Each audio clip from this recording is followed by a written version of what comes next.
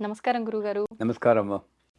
గురుగారు, ఆడవారి విషయానికొస్తే వాళ్ళ నెలసరి సమయంలో రకరకాల జాగ్రత్తలు తీసుకోవాలని చెప్పి, ముఖ్యంగా పూజల విషయానికొస్తే వాళ్ళు కంప్లీట్‌గా దూరం ఉండాలని చెప్పి, వాళ్ళు ఆ 4 రోజులు, 5 రోజుల వ్యవధి ఏదైతే ఉందో, ఆ సమయంలో మనం ఇంట్లో మిగతా వాళ్ళు కూడా పూజలే చేయకూడదు అని చెప్పి రకరకాలుగా వింటున్నాం.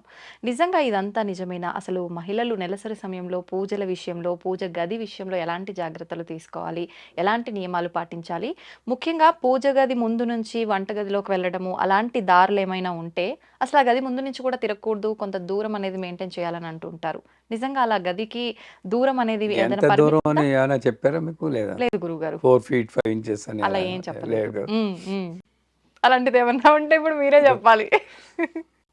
ఏం లేదమ్మా. ఆ! ఇది నేను చెప్పినా, ఇంకోళ్ళు చెప్పినా, ఎవరు చెప్పినా కూడా ఒక నమ్మకం మీద ఆధారపడింది కానీ, శాస్త్ర ప్రకారం ఇది ఇంతే అని చెప్పడానికి ఆ!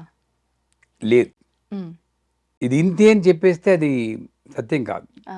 దానికి లాజికల్‌గా ఒక రీజనింగ్ ఉండాలి. ఆ రీజనింగ్ కూడా దేశకాల పరిస్థితులు అని ఒకటుంది. హ్మ్. దాన్ని బట్టి ధర్మం మారుతుంది అని అందరూ ఒప్పుకునే శాస్త్రం. ధర్మం ఆ టైంలో ఒక ధర్మం ఉంటే ఈ టైంలో అది కాదు. ఇప్పుడు నేను హిమాలయాలకు వెళ్ళాను కూడా, మానసరోవరం.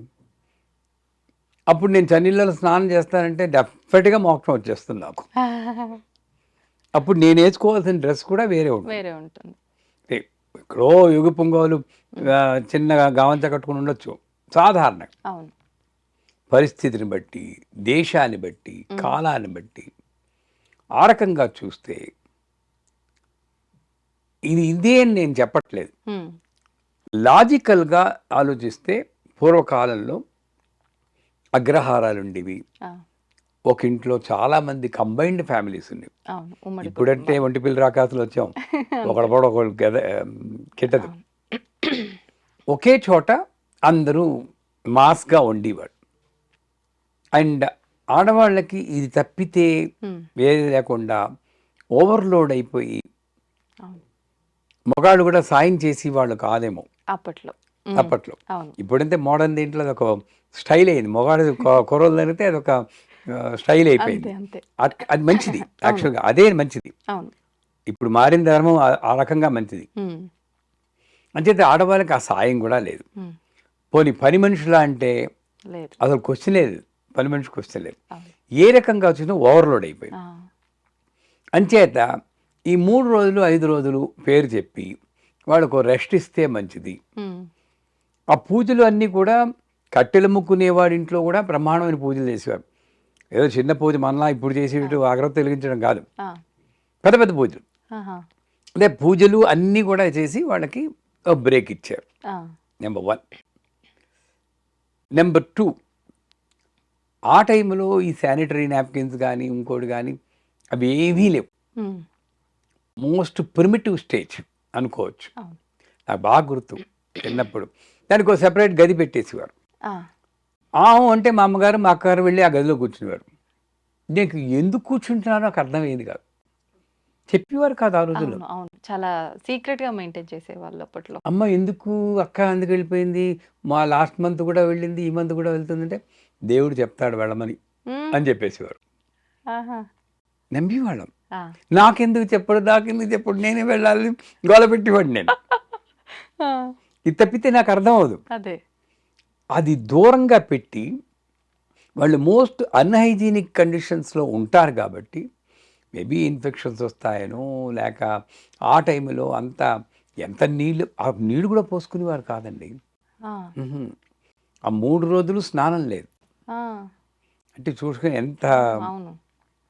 ఇదిగా ఉంటుందో. హ్మ్. దగ్గరికెళ్తే భయంకరమైన స్మెల్ వచ్చేది. ఆ గడి హుహుహు. దగ్గరికెళ్తే అలాంటి కండిషన్‌లో పెట్టేవారు. ఓహ్! నిజంగా చెప్పాలంటే ఇప్పుడు మంచిదే అది. అవును.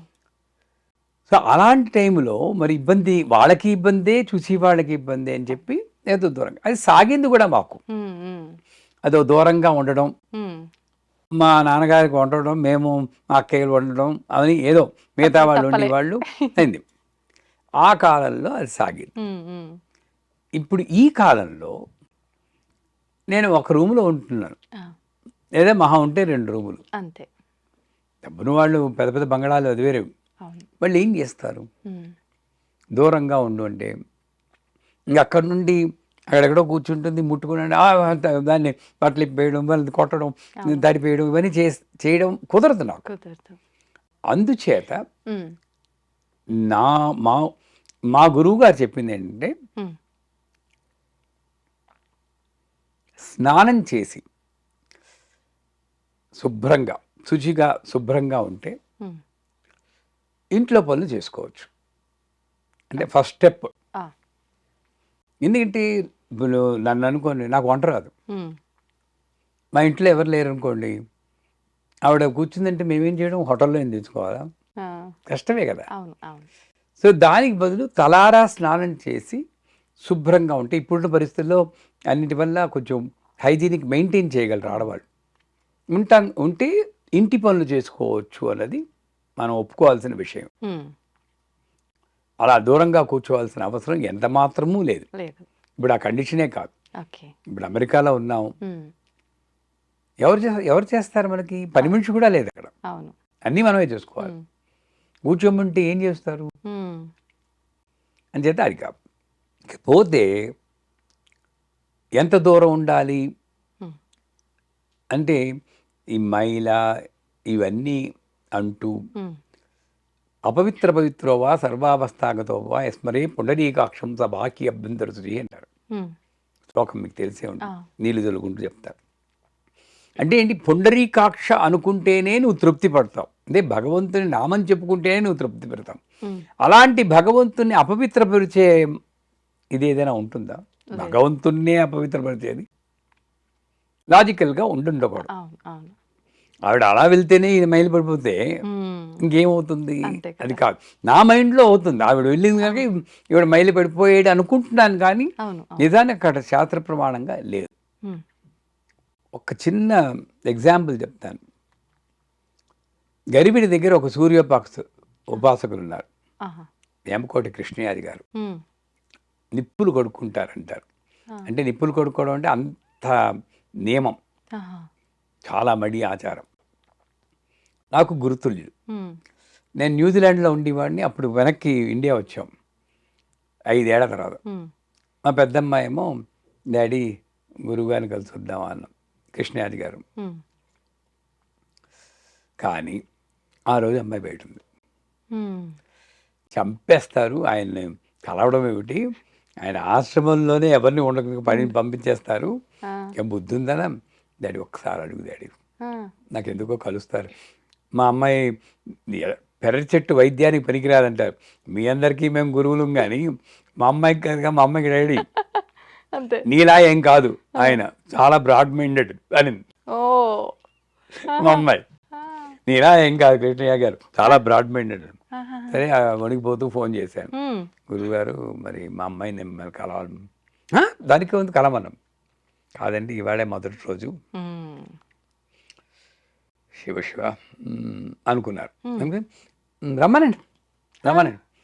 తలారా స్నానం చేసి పసుపు కొంగును కట్టుకుని రమ్మనండి. ఆ! అలా కట్టడం వల్ల? ఆయన దీంట్లో ఆ పసుపు పవిత్రతని చేకూరుస్తుంది. ఇదంతా కూడా మైండ్ గేమే. ఓకే. ఓకే. అది కట్టుకుంటే మనకొక యెస్. అంతే. అంతే. ఇప్పుడు పర్వాలేదింకా ఆ! అన్నట్టుగా. ఇప్పుడు ఎవరైనా చచ్చిపోయారనుకోండి, తలారా నీళ్లు పోసేసుకుంటాం. అవును. ఏం వదిలిపోయింది అక్కడ నాకు? ఆ! ఏమైనా వదిలిపోయిందా అక్కడ? లేదు. లేదు. మన ఫీలింగ్. ఫీలింగ్ అంతే. ఆ! ఆ ఫీలింగ్ పోయింది. అమ్మ నేను శుద్ధయిపోయాను. అవును. అవును. Mind game. హ్మ్. అయితే పసుపు కుంకుమ కొట్టుకొని మీరు నమ్మరమ్మా, హ్మ్. వెనకాల సీట్‌లో పక్కన కూర్చోబెట్టుకొని భుజం మీద చెయ్యేసుకొని తీసుకెళ్ళాడు మహానుభావుడు. ఓహ్! తర్వాత చెప్పాడు నేను పరిహారం తర్వాత చేసుకున్నాననుకోండి. ఆహా! కానీ నేను పరిస్థితిని బట్టి నేను అడ్జస్ట్ అవ్వకపోతే నేను ఉపాసకుడినే కాదు, గురువునే కాదన్నాడు. అది కరెక్ట్. అవును. అవును. అందుచేత ఇళ్లల్లో పనులు మాత్రం చేసుకోవచ్చు. హ్మ్. ఇకపోతే ఆ టైంలో నేను పూజలు చెయ్యొచ్చా హ్మ్. అని చాలామంది అడుగుతారు. అవును. జపం చేసుకోవచ్చు. జపానికి దీనికి సంబంధం లేదు. హ్మ్. ఏంటంటే మీ దగ్గర మీరుంటారు, అవును. చేసుకోండి. పూజలన్నవి నా వరకు మా హ్మ్. గురువుగారు చెప్పింది బట్టి చెప్తున్నాను.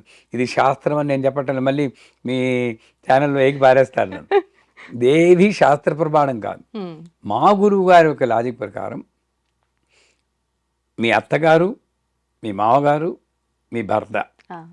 మీ ఫ్యామిలీ వాళ్ళు ఒప్పుకుంటే వాళ్ళకేం అబ్జెక్షన్ అయిపోయి చక్కగా స్నానం చేసి ఒక పసుపు కుంకుమ కొట్టుకుని పూజ చేసుకోండి.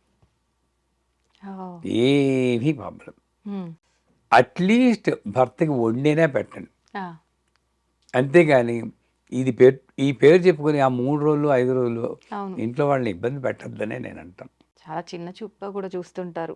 ఉమ్, ఇప్పుడు ఏదైనా పూజా సమయంలో ఎవరింటికన్నా ఎళ్ళాల్సొచ్చిందే అనుకోండి. అనుకోకుండా రావాల్సిన టైం కాకపోయినా ముందుగా రావటము, అలాంటి సందర్భాలు ఏదైనా జరిగితే, అంత మాత్రం మాత్రం తెలీదా అమ్మా? అలా ఎలా వస్తది? అంత అపవిత్రం చేసింది మా ఇంట్లో వచ్చి పూజ దగ్గర ఇలాంటివి కూడా ఎదుర్కొనే వాళ్ళు ఏం సందర్భాలుంటాయి చేస్తారండి, గురువుగారు. అవును. దాని గురించి మాత్రలు వేసుకోవడం, అవును. శరీరంలో హార్మోన్లు ఇంబ్యాలెన్స్ రావడం అవును. ఎన్ని జరుగుతున్నాయి. నిజంగానే.